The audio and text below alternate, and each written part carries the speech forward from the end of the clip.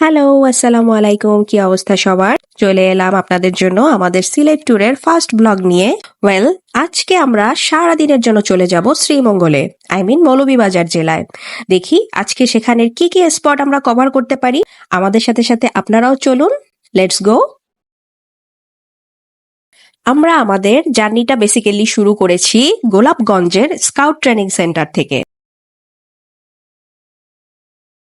দেখতে দেখতে এই যে আমরা চলে এলাম সিলেটের মৌলভীবাজার জেলায়। আমরা এখানের স্কাউট ভবনে কিছুক্ষণ টাইম স্পেন্ড করব।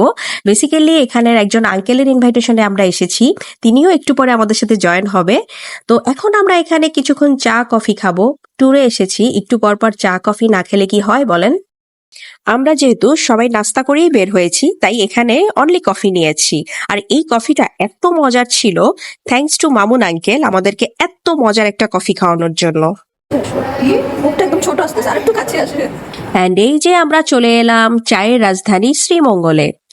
শ্রীমঙ্গলে ঢোকার পর থেকেই একটু পর পর এত সুন্দর চায়ের বাগান, মানে চোখ জুড়িয়ে যায় আর কি। আমি আর কথা না বলি, লেটস এনজয় দ্য ভিউ।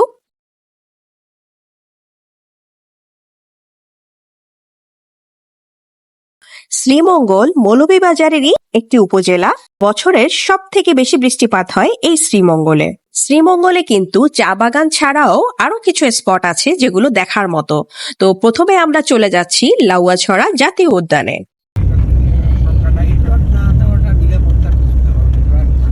এই রোডটা আমার এত ভালো লাগছিল, এই মোমেন্ট থেকেই মনে হচ্ছিল আমরা যেন কোনো গভীর অরণ্যে হারিয়ে যাচ্ছি। ফাইনালি আমরা চলে এলাম লাউয়াছড়া জাতীয় উদ্যানে। এখানে ঢুকতে গেলে টিকিট কাটতে হয়, এটা সবাই জানেন। তারপরও আমি সবার সুবিধার্থে জানিয়ে দিচ্ছি যে এখানে ঢুকতে গেলে প্রাপ্তবয়স্কদের জন্য জনপ্রতি টিকিট হচ্ছে 50 টাকা, অপ্রাপ্তবয়স্ক কিংবা স্টুডেন্টদের জন্য হচ্ছে 20 টাকা, বিদেশি পর্যটকদের জন্য হচ্ছে 500 টাকা, আর ছোট গাড়ি যদি পার্কিং করতে চান সেক্ষেত্রে 30 টাকা, এবং বড় গাড়ি হচ্ছে 105 টাকা, ভ্যাট সহ মনে হয় আর একটু বেশি হতে পারে। তো আমাদের টিকিট কাটা হয়ে গিয়েছে, এখন আমরা ঢুকে যাব লাউয়াছড়া জাতীয় উদ্যানে।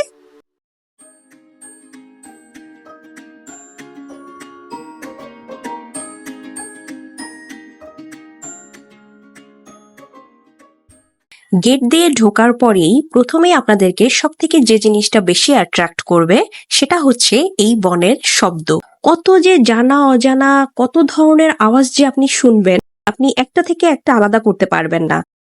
আমি জাস্ট আওয়াজের নমুনাটা একটু শোনাই।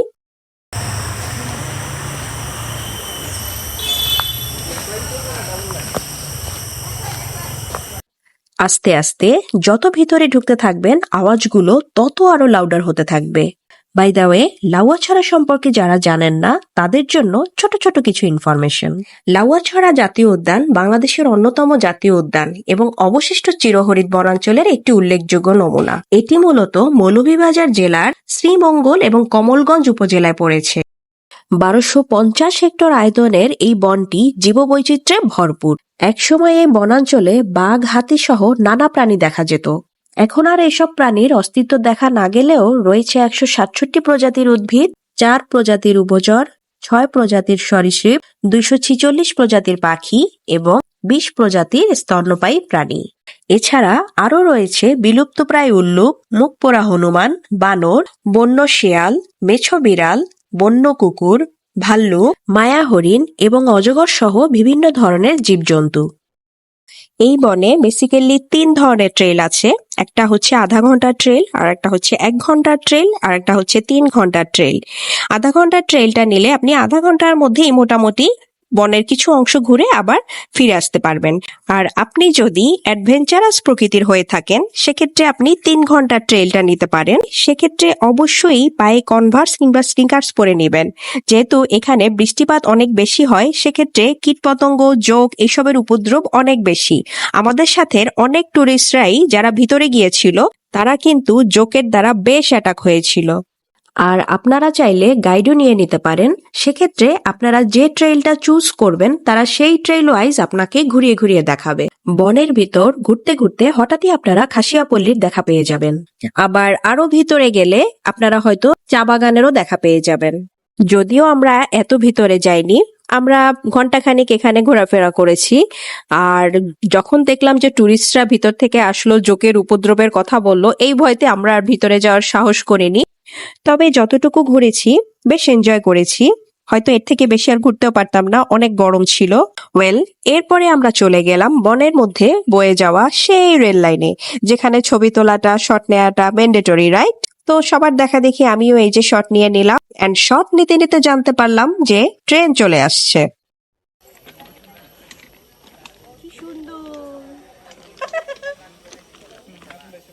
এই স্পটটি কিন্তু আমাদের মতো ট্যুরিস্টদের জন্যই অনলি শুটিং স্পট না, এটি কিন্তু হলিউডের বিখ্যাত অস্কারজয়ী movie around the world in 80 ডেজেরও শুটিং স্পট। 1956 সালে এই মুভিটির কিছু অংশের শুটিং এখানেই হয়েছিল। আর সেই সাথে আমাদের দেশে শুটিং হওয়া ফার্স্ট হলিউড মুভি কিন্তু এটিই। তাছাড়া হুমায়ুন আহমেদের বিখ্যাত চলচ্চিত্র আমার আছে জলের শুটিংও কিন্তু এখানেই করা হয়েছে। তো ট্রেন চলে যাওয়ার পরেও আমরা এখানে সবাই বেশ কিছুক্ষণ ফটোশুট করেছি, 1 বাই 1 করে ইচ্ছা মতো যে যার মতো শট নিয়েছি। এন্ড বনের ভিতর ঘুরতে ঘুরতে এই যে দেখেন কাদের সাথে সাক্ষাৎ হয়ে গেল।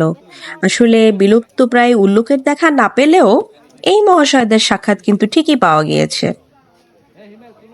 সব থেকে বেশি ভালো লেগেছে এই মা বানরটি কি সুন্দর তার বেবিটাকে নিয়ে গাছে গাছে ঘুরে বেড়াচ্ছে। এত কিউট ছিল বেবিটা, মাশাআল্লাহ। বাই দ্য ওয়ে, আপনারা যারা লাউয়াছড়া বনে আসবেন তারা বানর থেকে একটু কেয়ারফুল থাকবেন, বিশেষ করে আপুরা কিংবা আন্টিরা। কারণ আমি এখানে কথা বলে যতটুকু শুনেছি যে মেয়ে বানরগুলো বেশ অ্যারোগেন্ট টাইপের হয়। ওদের পাশে কোনো ছেলেরা গিয়ে দাঁড়ালে ওরা একদম নর্মাল থাকে, কিন্তু মেয়েরা গিয়ে দাঁড়ালে ওরা বেশ অ্যারোগেন্ট হয়ে ওঠে। আমার ক্ষেত্রে তো পুরো আমাকে মারতে চলে এসেছিল, আই ডোন্ট নো ওয়াই। পরে অবশ্য গার্ডদের সাথে কথা বলে জানতে পারলাম যে বানরটা আমাকে অ্যাটাক করেছিল ওর নাম মুন্নি, এবং ও নাকি কোনো মেয়েদের দেখতে পারে না, কিন্তু ছেলেদের দেখতে পারে। ভাবা যায়, মানে এদের মধ্যেও জেন্ডার ইস্যুস আছে, কি আর করার। অ্যান্ড এই যে পাপা সাহেব চলে আসলো। পাপা সাহেব ভেবেছে হয়তো তার বেবি বা তার ওয়াইফকে অন্য কেউ তুলে নিয়ে যাবে, যাই হোক। তো আমরা এখানে বেশ কিছুক্ষণ দাঁড়িয়ে ওদের এইসব অ্যাক্টিভিটিস দেখছিলাম। আর টুরিস্টরা ওদেরকে কলা দিচ্ছিল, বাদাম দিচ্ছিল, এগুলো ওরা বেশ মজা করে খাচ্ছিল। আমাদের হাতে কলা ছিল না, দ্যাটস ওয়াই আমরা দিতে পারিনি। ঘুরতে ঘুরতে যখন টায়ার্ড হয়ে গেলাম তখন এই যে দুজনে বসে পড়লাম একটু রেস্ট নেওয়ার জন্য। আর ঘোরা যাবে না, কারণ সব এনার্জি যদি এখনই খরচ করি পরের স্পটগুলো কিভাবে এনজয় করব। দ্যাটস ওয়াই আমরা এখান থেকে বের হয়ে গেলাম। এন্ড বের হয়ে সামনে দেখলাম যে বেশ কিছু দোকান আছে। এখানে বিভিন্ন ধরনের স্ন্যাক্স, আচার, চা, কফি, লেবুর শরবত, ডাবের পানি সবই মোটামুটি পাওয়া যায়। আমরা যেহেতু গরমে একদম অস্থির হয়ে গিয়েছিলাম, তো আমরা ফার্স্টে এখন লেবুর শরবত খাবো।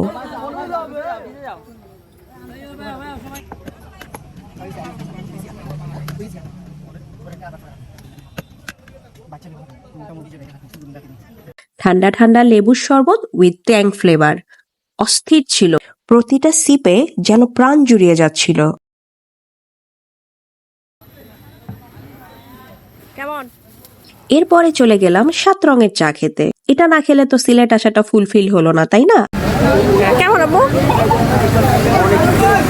কেমন? আরে মইনফুলা কইছো অনেক মজা। কেমন? কেমন? গরম পানি। আই ডোন্ট নো ওয়াই সবাই কেন এটাকে আন্ডাররেটেড করে বলে। আমার কাছে কিন্তু ভালোই লেগেছে, বিশেষ করে ফার্স্টের 2টা লেয়ার। যখন থেকে দুধের লেয়ার শুরু হয়েছে তখন আর কেন যেন ভালো লাগেনি, কিন্তু ওভারঅল আমার কাছে ভালোই লেগেছে। এই ছিল আমার আজকের ব্লগ। এখান থেকে আমরা সোজা চলে যাব চা বাগানে। So don't forget to watch my next blog. Till then, আল্লাহ হাফেজ, ভালো থাকবেন সবাই।